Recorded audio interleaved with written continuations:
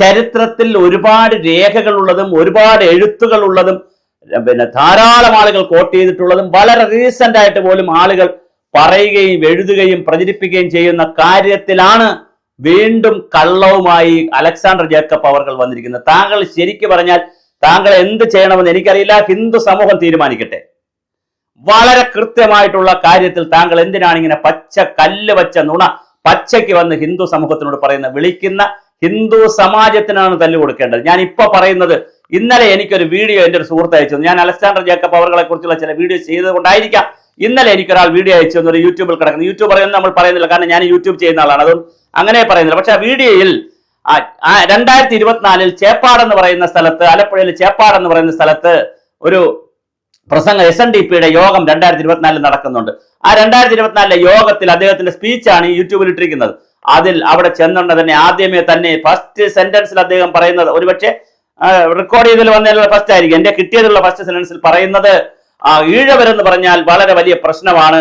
രണ്ടാമത് ശ്രീനാരായണ ഗുരുദേവൻ വളരെയധികം തെറ്റിദ്ധരിപ്പിച്ചു പോയ ഒരു ആത്മീയ ഒരു ഗുരുവാണ്. അതുകൊണ്ട് ഇവിടെ ഇരിക്കുന്ന കുട്ടികളായ മക്കളെ നിങ്ങൾ ഇതൊക്കെ പഠിക്കണം, പ്രചരിപ്പിക്കണം എന്നാണ് പറഞ്ഞു തുടങ്ങുന്നത്. ഒരു തെറ്റിദ്ധാരണയും ശ്രീനാരായണ ഗുരുദേവനെ കുറിച്ച് ഈ നാട്ടിൽ ഒരിടത്തും ഇല്ല എന്നുള്ളതാണ് അലക്സാണ്ടർ ജേക്കബ് അവർകളോട് ആദ്യമായി പറയാനുള്ളത്. ഒന്ന്, പ്രത്യേകിച്ച് ഹിന്ദു സമാജത്തിന് ഒരു തെറ്റിദ്ധാരണയുള്ള ഗുരുവല്ല ശ്രീനാരായണ ഗുരു. രണ്ടാമത്, താങ്കൾ പറഞ്ഞ കള്ളങ്ങൾ ഒന്നൊന്നായി ഞാൻ പറഞ്ഞു തരാം. അതായത് താങ്കൾ പറഞ്ഞു കളവങ്കോട് എന്ന് പറയുന്ന ക്ഷേത്രത്തിൽ കണ്ണാടി പ്രതിഷ്ഠ വെച്ചു. ആര്? ഗുരുദേവൻ കണ്ണാടി പ്രതിഷ്ഠ വെച്ചതിന് ശേഷം എല്ലാവരോടും പറഞ്ഞു വലിയൊരു നിലക്കണ്ണാടി കൊണ്ടുവരാൻ പറഞ്ഞു. നിലക്കണ്ണാടി വെച്ചതിന് ശേഷം എല്ലാവരോടും പറഞ്ഞു കണ്ണാടിയിൽ നോക്കൂ, കണ്ണാടിയിൽ നോക്കുമ്പോൾ നിങ്ങളെയാണ് കാണുന്നത്, അപ്പൊ ഇനി വിഗ്രഹത്തിന്റെ ഒന്നും ആവശ്യമില്ല, കണ്ണാടിയിൽ നിങ്ങളെ കാണുന്നുണ്ട്, നിങ്ങളും ദൈവവും തുല്യമാണ്. ഇതല്ലേ ശബരിമലയിൽ എഴുതി വെച്ചിരിക്കുന്നത്? തത്വമസി. കുറെ കയ്യടി. സകല ആളുകൾ മണ്ടന്മാരായ കുറെ ആളുകളായിരിക്കും ഇരുന്ന് ഇത് കേൾക്കുന്നത്. ഞാൻ നിങ്ങളെ കുറ്റം പറയുന്നില്ല കേട്ടോ, ഞാൻ പക്ഷെ കയ്യടി. ഉടൻ തന്നെ തത്വമസിയായി, ആത്മരൂപമായി, തത്വം, ഇങ്ങനെ സിദ്ധാന്തങ്ങളൊക്കെ പോയി. എന്താണ് കളവങ്കോട് ക്ഷേത്രത്തിൽ യഥാർത്ഥത്തിൽ സംഭവിച്ചത്? 1888 അരുവിപ്പുറത്ത് ശിവപ്രതിഷ്ഠ നടത്തിയതിനു ശേഷം ഗുരുദേവൻ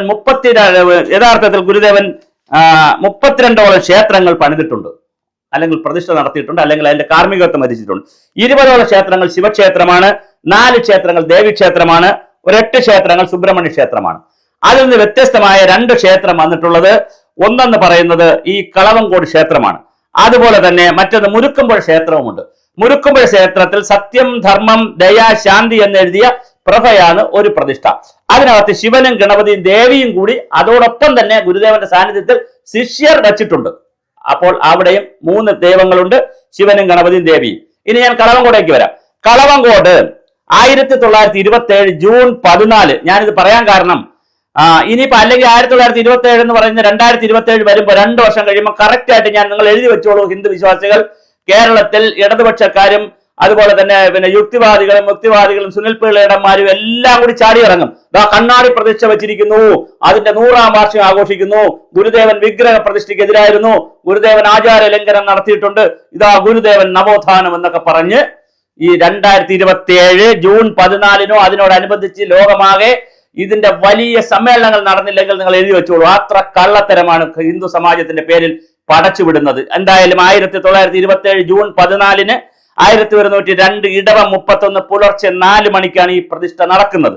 ഈ പ്രതിഷ്ഠ നടത്താനുണ്ടായ സമയത്ത് അവിടെ കളവങ്കോട് ക്ഷേത്രത്തിന്റെ ഒരു പുനരുദ്ധാരണം നടന്നു ക്ഷേത്രത്തിൽ. അപ്പൊ പുനഃപ്രതിഷ്ഠയാണ് വേണ്ടത്. അവിടെ നേരത്തെ ഒരു ക്ഷേത്രം ഉണ്ടായിരുന്നു, അതിന്റെ പുനഃപ്രതിഷ്ഠയാണ്. പുനഃപ്രതിഷ്ഠയ്ക്ക് അന്ന് അവിടെ പ്രമുഖനായിരുന്ന പണിക്ക വീട്ടിൽ, ഇതെല്ലാം വളരെ ചരിത്രത്തിൽ വളരെ കൃത്യമായി കിടപ്പുണ്ട്, ഗൂഗിൾ അടിച്ചാൽ കിട്ടുന്നതാണ്. പണിക്ക വീട്ടിൽ പത്മനാഭ പണിക്കരുടെ നേതൃത്വത്തിൽ ക്ഷേത്ര പുനരുദ്ധാരണം നടത്തി. ആ ക്ഷേത്ര പുനരുദ്ധാരണം നടത്തിയതിനു ശേഷം ഗുരുദേവനെ ക്ഷണിക്കുന്നുണ്ട്. അപ്പൊ ഗുരുദേവനും സംഘവും കൂടി അങ്ങോട്ട് പോയി. ഗുരുദേവനും സംഘവും പോയി. സംഘത്തിൽ വേറെ ആരൊക്കെ ഉണ്ടായിരുന്നു? സ്വാമി ബോധാനന്ദ ഉണ്ടായിരുന്നു, നീലകണ്ഠൻ ശാന്തി ഉണ്ടായിരുന്നു, ഗുരുദേവന്റെ പ്രൈവറ്റ് സെക്രട്ടറി ആയിട്ടുള്ള കോമത്ത് കുഞ്ഞികൃഷ്ണനും ഉണ്ടായിരുന്നു. ഇവർ ഇത്രയും പേര് കൂടിയാണ് അവിടെ ഉണ്ടായിരുന്നത്. അവിടെ ചെന്നപ്പോൾ അവിടെ 3 വിഗ്രഹം അവിടെ ശരിയാക്കി വെച്ചിട്ടുണ്ട്. ഒന്ന് അർദ്ധനാരീശ്വരൻ, ഗണപതി, സുബ്രഹ്മണ്യൻ. ഈ 3 വിഗ്രഹം അവിടെ വെച്ചിട്ടുണ്ട്. അപ്പൊ വെളുപ്പാങ്കാലത്ത്, അപ്പൊ രാത്രിയാണ് അവിടെ എത്തുന്നത്, വെളുപ്പാങ്കാലം 4 മണിക്കാണ് പൂജ. അപ്പൊ ഈ സമയത്ത് KC കുട്ടൻ എന്ന് പറയുന്ന ഒരാളിന്റെ നേതൃത്വത്തിൽ അപ്പുറത്ത് ബഹളം നടക്കുകയാണ്. അപ്പൊ ഗുരുദേവൻ ഇരിക്കുന്ന മുറിയുടെ, ഇവരെല്ലാം 4 പേര് ഇരിക്കുന്ന മുറിയുടെ അപ്പുറത്തെ മുറിയിൽ ബഹളം നടക്കുന്നു. മുറിയിലാണോ പുറത്താണോ ബഹളം നടക്കുന്നു. ഈ KC കുട്ടൻ അങ്ങനെ ബഹളം ഉണ്ടാക്കാൻ കാരണമുണ്ട്. അന്ന് ഈ സഹോദരൻ അയ്യപ്പന്റെ നേതൃത്വത്തിലുള്ള ഈ വിഗ്രഹാരാധന അതുപോലത്തെ കാര്യങ്ങൾക്കൊക്കെ 2 അഭിപ്രായമുണ്ട്. SNDPയിൽ 2 അഭിപ്രായമുണ്ട്. ഒന്ന് വിഗ്രഹാരാധന വേണമെന്നും വേണ്ട എന്നും. അപ്പൊ ഗുരുദേവനെ സംബന്ധിച്ചിടത്തോളം വിഗ്രഹാരാധന വേണം, ദൈവങ്ങളെ ക്ഷേത്രങ്ങൾ വേണമെന്ന് പറഞ്ഞവരെ ഗുരുദേവൻ സമ്മതിച്ചു. പക്ഷെ ഒരു ഘട്ടം കഴിഞ്ഞപ്പോൾ ഗുരുദേവൻ പറഞ്ഞു, ഇനി എന്നെ കൊണ്ട് പറ്റത്തില്ല, 32 ക്ഷേത്രമൊക്കെ മതി, നിങ്ങൾ ഒരു കാര്യം വിദ്യാഭ്യാസ സ്ഥാപനങ്ങൾ തുടങ്ങൂ എന്ന് ഗുരുദേവൻ പറഞ്ഞു. കാരണം ഗുരുവിന് ദിവസം ഇരിക്കാൻ പറ്റുന്നില്ല, ദിവസവും ക്ഷേത്രം എന്ന് പറഞ്ഞ് ബഹളം ഉണ്ടാക്കേണ്ട കാര്യമില്ലല്ലോ. എന്തായാലും ആ കഥ കഴിഞ്ഞ് KC കുട്ടൻ എന്ന് പറയുന്ന ആള് ബഹളമുണ്ടാക്കി. അത് എതിർ നേതൃത്വത്തിൽ വിഗ്രഹ പ്രതിഷ്ഠയെ എതിർത്തു. ഇനി വിഗ്രഹ പ്രതിഷ്ഠയുടെ ആവശ്യമില്ല എന്ന് പറഞ്ഞു. അപ്പൊ തന്നെ ഗുരുദേവൻ പറഞ്ഞു, അങ്ങനെയാണെങ്കിൽ നിങ്ങൾ തർക്കം വേണ്ട, ഒരു കണ്ണാടി വാങ്ങിക്കൊണ്ടുവരാൻ പറഞ്ഞു. അവിടെ നിന്ന് എറണാകുളത്ത് പോയി കണ്ണാടി മേടിച്ചുകൊണ്ട് വരുന്നു. കണ്ണാടി കൊണ്ടുവന്നതിന് ശേഷം അതിന് ഓം എന്ന് എഴുതാൻ, രസം ചുരണ്ടിയിട്ട് ഓം എന്ന് എഴുതാൻ പറഞ്ഞു. എഴുതിയ ആളുകൾ ഓം അത് ശ്രദ്ധിച്ചില്ല. അവർ ഓം ശാന്തി എന്ന് എഴുതി. ഓം ശാന്തി എന്ന് എഴുതിയിരുന്നത് മാത്രമല്ല, ഓം ശാന്തി എന്നായിപ്പോയി. ഓമിന്റെ ദീർഘം ഇടാൻ മറന്നുപോയി. അപ്പൊ ഇത് ഗുരുവിന്റെ അടുത്ത് കൊണ്ട് കാണിച്ചു. എന്ത് ഗുരുവെ, ഒരു കണ്ണാടിയെ വാങ്ങിച്ചോണ്ടെന്നുള്ളൂ, ഓം ശാന്തി എന്നാണ് കിടക്കുന്നത്. ഒരു പറഞ്ഞു അതിനകത്ത് കുഴപ്പമില്ല, അത് വെച്ചോളൂ എന്ന് പറഞ്ഞു. ഇത് ക്ഷേത്രത്തിനകത്ത് വെച്ചു. അത് ക്ഷേത്രത്തിനകത്ത് വെച്ച് കഴിഞ്ഞിട്ടാണ് അതേ സമയത്ത് തന്നെ, പിന്നെ കാലത്തല്ല കേട്ടോ, അതേ സമയത്തിന്റെ ഗുരുദേവന്റെ സാന്നിധ്യത്തിൽ സ്വാമി ബോധാനന്ദയോട് പറഞ്ഞു വേറൊരു വിഗ്രഹം കൂടെ വെക്കാൻ പറഞ്ഞു. അങ്ങനെ അർദ്ധനാരീശ്വരനായ പ്രതിഷ്ഠയും കണ്ണാടിയുടെ ഇടതുവശത്ത് കളവങ്കോട് ക്ഷേത്രത്തിൽ ഉണ്ട് എന്നാണ് ചരിത്രരേഖകളെല്ലാം പറയുന്നത്. ഇനി ഇപ്പോഴെങ്ങാനും എടുത്ത് മാറ്റിയിട്ടുണ്ടോ എന്ന് എനിക്കറിയത്തില്ല. എന്തായാലും കണ്ണാടി പിന്നെ അതവിടെ വെച്ചു. അപ്പൊ അർദ്ധനാരീശ്വരന്റെ ക്ഷേത്രവും വെച്ചു. പിന്നെ ക്ഷേത്രം വെച്ച് വേറൊരു പ്രത്യേകത എന്തെന്ന് വെച്ചാൽ, ആ ക്ഷേത്രത്തിൽ ചെന്ന് ഈ അലക്സാണ്ടർ ജേക്കബ് പറയുന്ന പോലെ തൊഴുത കഴിഞ്ഞാൽ ഉടനെ നമ്മൾ കണ്ണാടി കാണാൻ പറ്റുന്നില്ല. അവിടെ വളരെ കുനിഞ്ഞു നോക്കിയാൽ, വളരെ ലളിതമായ രീതിയിൽ വളരെ വളരെ പ്രയാസപ്പെട്ട് കുനിഞ്ഞു നോക്കിയാൽ ഒരു കണ്ണാടി അവിടെ ഇരിക്കുന്ന കാണാം. അതിനകത്ത് ഈ ഓം ശാന്തി എന്ന് എഴുതിയിരിക്കുന്നത് വ്യക്തമായി നിന്ന് തൊഴുന്ന ഭക്തർക്ക് കാണാൻ പറ്റുന്നതല്ല. അപ്പോൾ അങ്ങനെ ഉള്ള ഒരു പ്രതിഷ്ഠ വച്ചതിനെ ഗുരുദേവൻ വിഗ്രഹാരാധനയ്ക്ക് എതിരാണെന്നും, ഞാൻ വിഗ്രഹാരാധനയ്ക്ക് വേണ്ടിയിട്ടല്ല സപ്പോർട്ട് ചെയ്യുന്ന, കള്ളത്തെ പൊളിക്കാനാണ്. അല്ലാതെ വിഗ്രഹാരാധന വേണോ വേണ്ട എന്നുള്ള ചർച്ച നമുക്ക് വേറെ നടത്താം. പക്ഷെ അതിന് പകരമായിട്ട് ഗുരുദേവൻ കളവങ്കോട് ക്ഷേത്രത്തിൽ ചെയ്ത കണ്ണാടി പ്രതിഷ്ഠയിൽ എഴുതിയിരിക്കുന്ന ഓം ശാന്തിയിൽ ഓം എന്ന് എഴുതാൻ ഗുരു പറഞ്ഞത്, ഓം എന്നാണ് നമ്മളെ പ്രണവമന്ത്രം.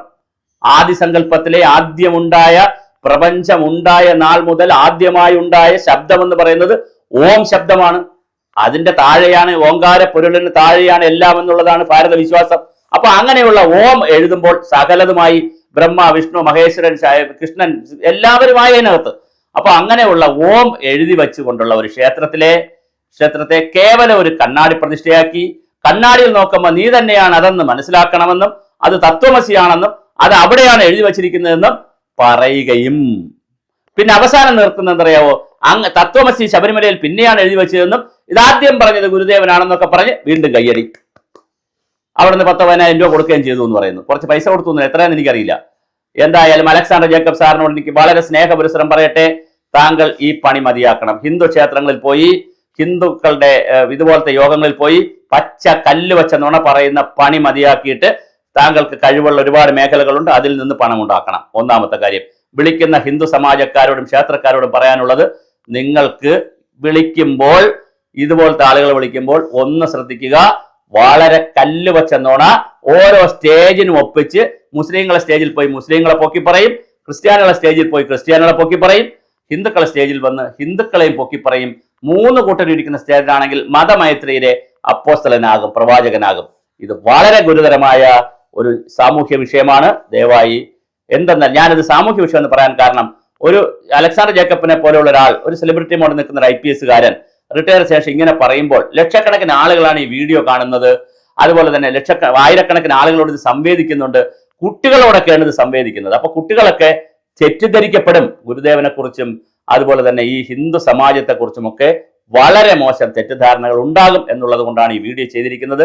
നിർബന്ധം എല്ലാവരും ഈ വീഡിയോ കാണുക, പരമാവധി ഷെയർ ചെയ്യുക, അലക്സാണ്ടർ ജേക്കബ് അവർക്ക് തന്നെ അയച്ചു കൊടുക്കുക.